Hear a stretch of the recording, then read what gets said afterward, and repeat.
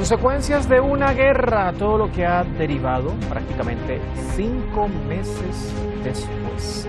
Nicaragua lleva a Alemania ante la Corte Internacional de Justicia de La Haya por facilitar el genocidio palestino en Gaza, es decir, por ser cómplice de las masacres y cómplice de todo tipo de agresiones que Israel perpetra desde hace casi 5 meses en la Franja de Gaza. Nicaragua está solicitando que la Corte señale medidas provisionales con carácter de extrema urgencia hasta que el tribunal decida sobre el fondo del caso.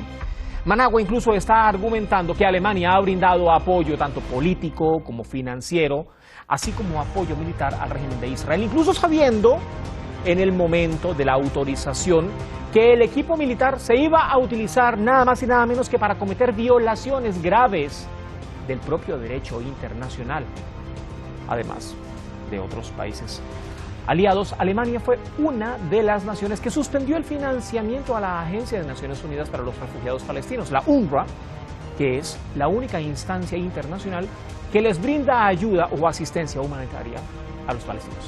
Comenzamos, bienvenidos.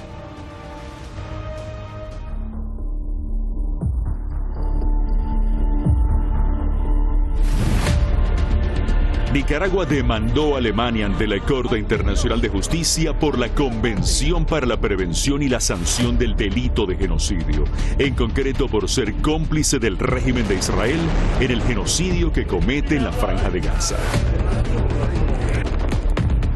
Alemania no puede negar su conocimiento de la grave ilegalidad de la conducta de Israel, ni puede negar que su conocimiento generó obligaciones para Alemania en virtud del derecho internacional de prevenir el genocidio, no ayudar ni asistir ni ser cómplice de genocidio y garantizar el respeto de las normas del derecho humanitario internacional y otras normas imperativas del derecho internacional, como no prestar ayuda o asistencia y prevenir el régimen ilegal de apartheid y la negación del derecho de autodeterminación del pueblo palestino.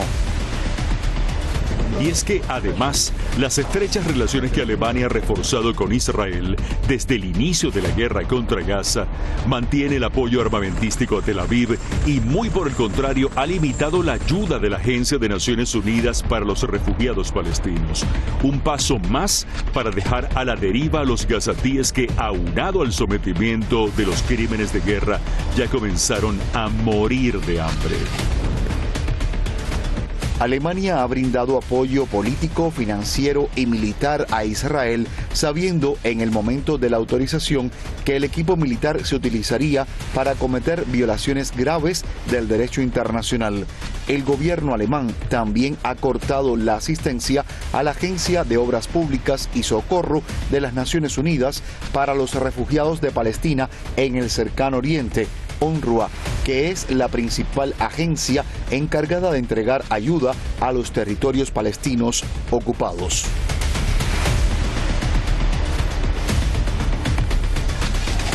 Según el Ministerio de Sanidad Palestina, este lunes fuerzas israelíes volvieron a abrir fuego contra personas que buscaban ayuda en Gaza. Hay varios muertos y heridos en una zona que se ha convertido en un verdadero infierno desde hace casi 5 meses.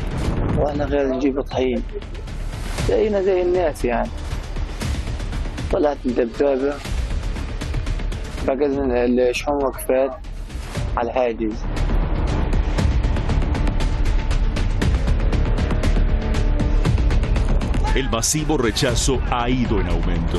Desde Asia hasta América, miles de personas en las calles exigen al unísono un alto el fuego inmediato. Porque hay gente muriendo mientras yo estoy hablando ahora mismo.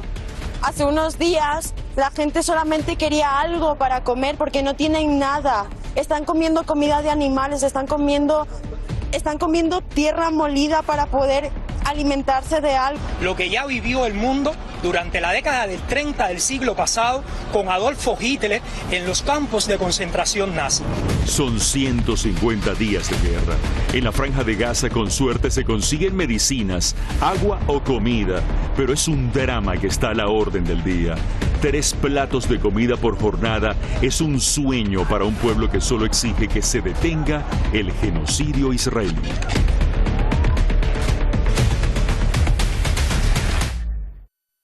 Y esto es algo que a plena luz del día parece tan básico, tan sencillo para una parte del mundo, como comer 3, 4, 5, muchas más veces al día. Esto no ocurre en la Franja de Gaza, esto no ocurre en Palestina. Si acaso con suerte pueden comer una vez, o si acaso con suerte consiguen comida y hasta pueden comer. Está pasando en pleno siglo XXI, está pasando ante los ojos del mundo, lo estamos viendo prácticamente en vivo. Y la pregunta, ¿quién hace algo? Nos acompañan como siempre los expertos de inmediato a pantalla. Esta noche con nosotros, don Juan Francisco Coloane, es analista político, analista internacional, ha sido funcionario de la Organización de las Naciones Unidas durante mucho tiempo en Medio Oriente y está desde Santiago, en Chile. Nos acompaña en esta jornada.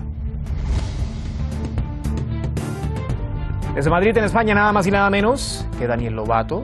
Es periodista, es amigo de la casa, es analista político, es analista internacional y conoce muy de cerca también el sufrimiento porque ha estado allí en los territorios que están siendo agredidos, no solamente desde hace prácticamente 5 meses, sino desde hace muchísimo tiempo, hace más de 7 décadas. ¿Cómo están? Bienvenidos, señores, qué gusto saludarles, es un placer. Don Juan Francisco, quiero comenzar con usted precisamente porque, a ver, usted ha sido funcionario, ¿no?, de la Organización de las Naciones Unidas durante mucho tiempo y estamos hablando ahora de Nicaragua, el primer país latinoamericano en presentar una demanda de este tipo en el genocidio. Reiteramos, es una demanda por complicidad, es una demanda puntualmente contra Alemania por complicidad en el genocidio que comete Israel contra Palestina. ¿Esto puede modificar el escenario regional? Porque, por ejemplo, en su momento Brasil, Venezuela, Honduras, Cuba, la propia Nicaragua, Colombia, Chile y muchos otros países de la región apoyaron, por ejemplo, la demanda que presentaba Sudáfrica ante la misma Corte en La Haya contra el régimen de Israel. Bien, se está formando, buenas noches a toda la audiencia y muchas gracias por darme esta oportunidad. Se está formando una alianza proclive al no alineamiento respecto a la hegemonía transatlántica. La acción de Israel en Gaza, este genocidio, como se habla, es un genocidio de la alianza transatlántica encabezado por Israel. Digamos, Israel forma parte de esa alianza y la alianza transatlántica con Israel y con Estados Unidos a la cabeza tiene que demostrar su poder hegemónico asesinando gente en Gaza. Fundamentalmente esta es una guerra de la potencia hegemónica de la alianza transatlántica que podríamos también definirla como el imperialismo de hoy día, con la Comunidad Europea de todas maneras, aunque algunos países de la Comunidad Europea discrepen respecto a lo que está haciendo Israel. La Comunidad Europea tiene una unidad férrea en este concepto. Prácticamente de nada vale esa discrepancia, porque igual la decisión es una sola, seguir enviando. No, es importante, es coraje, audacia, porque Nicaragua representa un pilar de la lucha antiimperialista por parte de las naciones no alineadas. Claro, no, pero me refiero a países europeos, Los países europeos están aliados férreamente con Estados Unidos y los países en esa alianza contra Rusia. Por lo tanto, es igual la actitud respecto a Israel. Es decir, Francia se opone, veta resoluciones del Consejo de Seguridad para un alto en fuego, lo mismo que el Reino Unido, y Francia encabeza esa postura. Un país que generalmente tiende a ser relativamente más neutral respecto a la hegemonía norteamericana, hoy día está totalmente aliada con esa hegemonía. Ahora, el caso de Nicaragua hay que llamar la atención porque es un país también acosado, amenazado y con, ¿no es cierto?, un plan de aislar a Nicaragua internacionalmente por parte de esa alianza.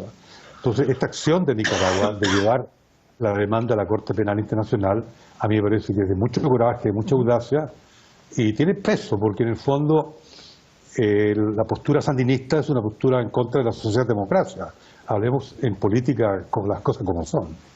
La socialdemocracia está, de alguna forma, la socialdemocracia portuguesa, claro, la socialdemocracia francesa, la socialdemocracia chilena, la socialdemocracia portuguesa, hasta cierto punto la brasilera, hasta cierto punto la argentina, apoya a Israel. No está denunciando el genocidio, internacionalmente hablando. ¿Y qué puede, por lo tanto, qué puede?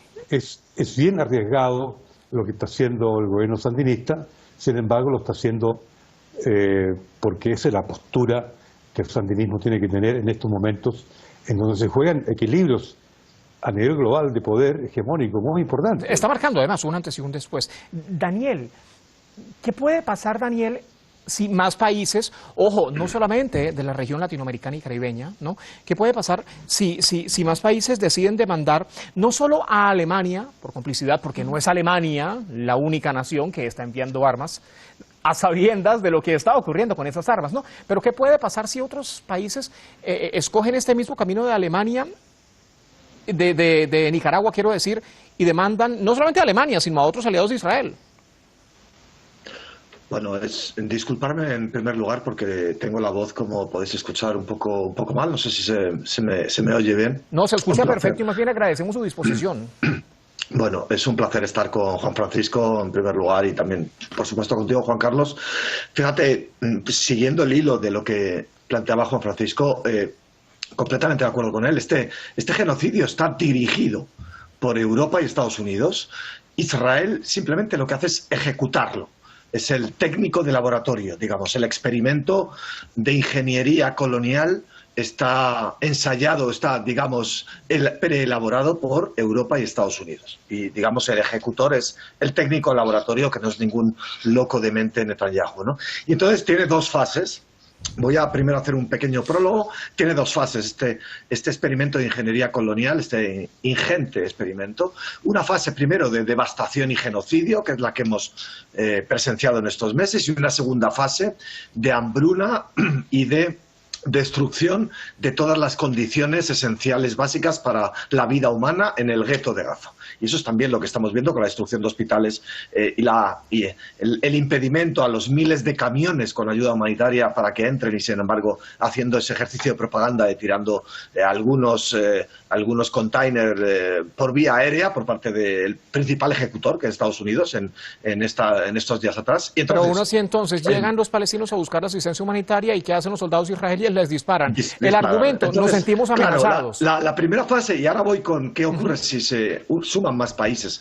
La primera fase del genocidio está asociada con el envío de armas a Israel para que arroje hasta 4 bombas atómicas de Hiroshima. Bien, eso lo han hecho especialmente Estados Unidos y Reino Unido, pero también Alemania, que ha multiplicado por 10 su envío de armas a Israel desde octubre. Y la segunda fase está asociada con el impedimento de entrar la ayuda humanitaria y o cortar la ayuda a la agencia, por ejemplo, de refugiados de la UNRWA. Las dos fases está como protagonista el país alemán, ¿no? Entonces, bueno, ¿a qué se debe eso? En primer lugar, ¿por qué Alemania está también ahí metida? Bueno, Alemania tiene un interés, además, individual, no solo colectivo, en que la colonia fortaleza llamada Israel en Palestina prevalezca, sino tiene un interés individual en asegurar que los palestinos sigan pagando la factura de las masacres a las personas judías que se han cometido en Europa y, sin embargo, que paguen esa factura los palestinos. Pero, en todo caso, visto ya quiénes son los protagonistas, ¿qué va a ocurrir si más allá de, digamos, Sudáfrica, Nicaragua, se suman más países?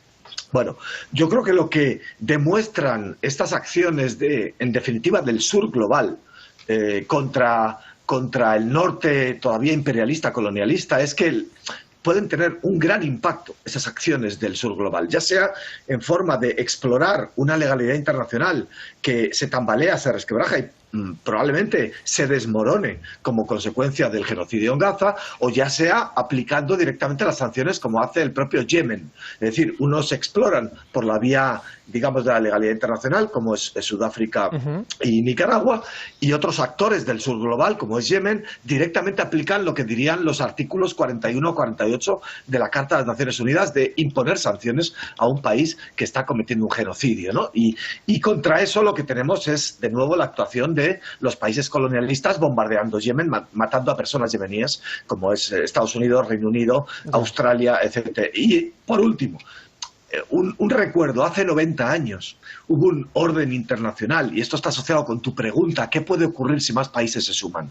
Hace 90 años hubo un orden internacional que se cayó.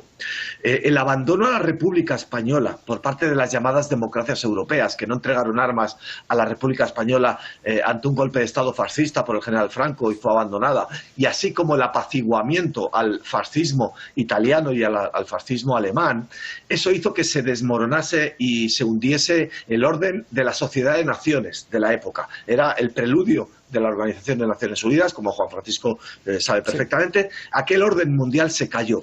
Bien, el abandono al pueblo palestino hoy y el apaciguamiento al sionismo, que es otra forma de fascismo, hoy puede conllevar también este hundimiento y descomposición de la actual legalidad internacional. Y en eso están explorando algunos países hasta qué punto son creíbles las normas internacionales y las instituciones internacionales actuales o no. Como dices, Sudáfrica, Nicaragua y otros países que se puedan sumar. Claro, legalidad internacional. Hay un término, una frase bastante interesante que usted la mencionó, ¿no? Estamos explorando la legalidad internacional. Bueno, no nosotros, estos países que están presentando las demandas, están explorando la legalidad internacional. Don Juan Francisco, a ver, precisamente usted ha trabajado con la Organización de las Naciones Unidas y ese organismo depende de Naciones Unidas, ¿no? Y precisamente en unas cuantas semanas, esperemos que no pasen muchas antes que comiencen esas deliberaciones y decidan si puede haber o no una respuesta. ¿Qué podemos esperar de eso? ¿No? De esa respuesta de la Corte Internacional de Justicia. Bueno, me interesa mucho ese concepto del colega Lobato. Hola, buenas noches. De compartir contigo también muy alegre. Comparto plenamente lo que acaba de analizar el compañero Lobato en el sentido del concepto de que tambalea la legalidad internacional. Hace tiempo que viene tambaleando. Desde la invasión de Irak a Estados Unidos, esa es la línea roja de alerta en el 2003, cuando Estados Unidos invade sin autorización de las Naciones Unidas, con la posición firme de Francia, Jacques Chirac, no hay que olvidar eso, la oposición a la invasión de Irak sin autorización del Consejo de Seguridad inclusive. Por lo tanto, estamos en esta legalidad tambaleante.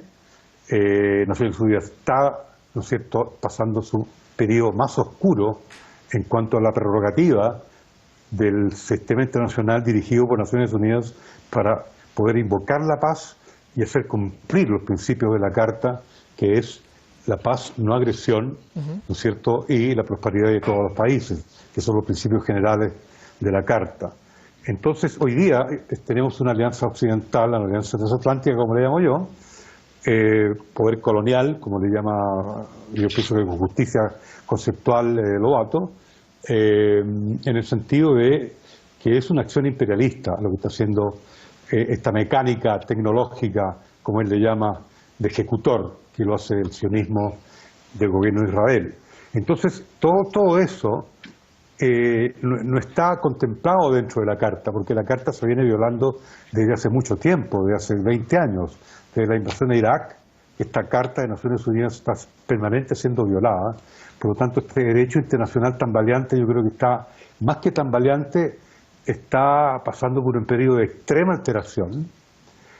No está colapsando todavía, afortunadamente, porque los países se reúnen y dependen, ¿no es cierto?, para el diálogo de seguir acudiendo y respetando a la Carta Central de Naciones Unidas. Sin embargo, este concepto de una legalidad tambaleante, yo la llamo extrema alteración. Una extrema alteración porque hay una determinante cultural que se ha impuesto después del desplome soviético. Fue el triunfo contra el comunismo y la variable anticomunista o la determinante cultural anticomunista se está sintiendo en todo el mundo. Y lo que está haciendo unir a la Alianza Transatlántica respecto a Ucrania y respecto a seguir asesinando a palestinos en Gaza es esa determinante cultural anticomunista, digamos las cosas como son. Es decir, el miedo y la amenaza es al comunismo. Amenaza. Digamos, Putin para Biden y los que acompañan al presidente de Estados Unidos es una prolongación del comunismo soviético. Digamos, eso se lee entre líneas, ¿no es cierto?, parafraseando a un filósofo neocon como Leo Strauss, de persecución y el arte de escribir, toda la lectura que uno hace respecto a Putin y respecto a Hamas y respecto a las muertes en Palestina, ¿no es cierto?, es la lectura anticomunista. En el fondo es eso, es el miedo de Europa frente al Asia, frente a la otra edad. En el Medio Oriente es lo mismo, es el miedo frente a la otra cultura. Y yo pienso que el pueblo europeo, y a mí me encantó que Lobato mencionara el proceso español de la guerra civil española, digamos, de la República Española, que fue traicionada por el fascismo italiano y por el nazismo alemán, que en el fondo fueron traicionados por la socialdemocracia, los españoles de la época, porque salieron con el fascismo, salieron con el nazismo para detener el comunismo, y esa revolución o esa presencia republicana española que era maravillosa, que hay que recuperar esa memoria, ese pasado español. Yo le tengo mucha admiración a España precisamente por lo que produjo, ¿no es cierto?, en la década del 30. Bueno, eso hoy día se está recuperando, ese concepto de poder enfrentar lo colonial, poder enfrentar lo imperial, ¿no es cierto?, con este tipo de iniciativas que toma Sudáfrica, que toma Brasil, México también, y otros países. Son más países latinoamericanos, prácticamente, que los países europeos, por supuesto, y países asiáticos o incluso países árabes. Señores, me queda poco tiempo, pero necesario aprovecharlo, por supuesto. Daniel, estamos a 4 de marzo. El 7 de marzo se cumplen ya 5 meses de guerra, 5 meses que dejan más de 30.500 asesinados. Y yo les digo asesinados porque sí, en efecto, son personas que han perdido lamentablemente la vida en medio de esos bombardeos, aunque la prensa internacional solamente los llama muertos. Los tratan como unas cifras más. Entonces, ahora están confinados prácticamente los gazatíes en el campo de Rafah. Entonces uno se pregunta, bueno, a ver, ¿qué viene después de Rafah? Después de Rafah, ¿qué viene, Daniel? Bueno, lo que está en juego es ese gran experimento de ingeniería colonial que antes describí. ¿En qué consiste? Bueno, pues básicamente en asentar la colonia occidental en Palestina, la llamada Israel, una colonia que tenía sus años contados por una mayor demografía nativa. Hay que recordar que a pesar de expulsar hace 75 años a casi 1 millón de nativos de Palestina, hoy entre el río y el mar, en los 3 trozos de Palestina, ese trozo llamado Israel, ese trozo llamado Gaza y ese trozo llamado Cisjordania, en 3 trozos que conforman Palestina, el número de nativos palestinos era bastante superior a la población colona israelí, casi 8 millones de nativos palestinos frente a menos de 7 o incluso menos de 6 millones de colonos israelíes, porque habían emprendido una huida progresiva paulatina en los últimos años y desde octubre más de 500.000. Entonces, estaba en juego. Un régimen colonial nunca va a sobrevivir si hay una mayoría nativa demográfica y que además ofrece resistencia. Bueno, si no ofrece resistencia, pues perviven los dominadores colonos, pero si ofrece resistencia, ya lo vimos en Argelia, que Francia metió casi 1 millón de colonos franceses frente a varios millones de argelinos y al final tuvo que desistir de esa colonización de Argelia después de 130 años de colonización. Ese es el gran experimento. ¿Cómo conseguir asegurar a Israel? Y la única forma, y lo he expresado aquí en algunos programas y en algunos artículos, la única forma de asegurar su futuro para el régimen israelí era exterminando a varios millones de palestinos o expulsando a varios millones de palestinos. La primera opción parece que está fuera del panorama en estos momentos, poder exterminar a millones de palestinos. No lo sé, porque bueno, han exterminado a casi 100.000, 30, 40.000 asesinados, pero otros 60.000 heridos de distinta gravedad. Y en todo caso, exterminar a millones se me hace difícil. Pero la opción de expulsar a millones, sobre todo cuando en Siria Occidente ha expulsado a millones de sirios con la guerra impuesta contra Siria. En Irak, las sucesivas agresiones contra Irak, como ha recordado Juan Francisco, han expulsado a millones de iraquíes. Bueno, ¿por qué no explorar una masacre interna, una devastación de las condiciones básicas de la vida, como es destruir 70% de las viviendas, los hospitales, la educación, la canalización de agua? Y esa es la exploración en la que estamos ahora. Ese 1,5 millones de palestinos más el Casimir, que está en el norte, en la hambruna más absoluta, intentar ver si pueden ser expulsados con la presión de no recibir ningún tipo de ayuda, que se marchen a Egipto. Para eso están intentando comprar la deuda externa de Egipto y sobornar al Sisi. Al Sisi está pensándolo, si sí o si no, y eso es lo que está en juego ahora mismo, Juan Carlos. Y a la fecha, 16 niños han muerto de hambre. Lo repito, comer ahora en la Franja de Gaza es un lujo. Señores, muchísimas gracias por acompañarnos en Detrás de la Razón. Tengan buen inicio de semana, tengan buena semana. La gran pregunta, ¿responderá la Corte de manera favorable a esta demanda? Una interrogante que de momento no tenemos certeza, pero es que además de Alemania, Estados Unidos, Canadá, Italia, Reino Unido, España y muchos otros países, aquí podríamos pasar tiempo mencionándolos, mantienen el envío de armamento de guerra a Israel, ese mismo armamento que se está utilizando contra los palestinos, aunque en el verbo algunos lo han lamentado y han pedido hasta moderación en lo que ellos llaman un conflicto, pero es realmente una guerra. Pero a espaldas siguen haciendo negocios, es el negocio de la guerra. Gracias por acompañarnos. Mañana hablaremos de la seguridad iraní, su poder defensivo, su poder disuasorio. El presidente Sayed Ebrahim Raisi ha asegurado que Irán es autosuficiente para garantizar la seguridad nacional y no necesita una potencia global como sí lo necesitan otras naciones. Hasta la próxima.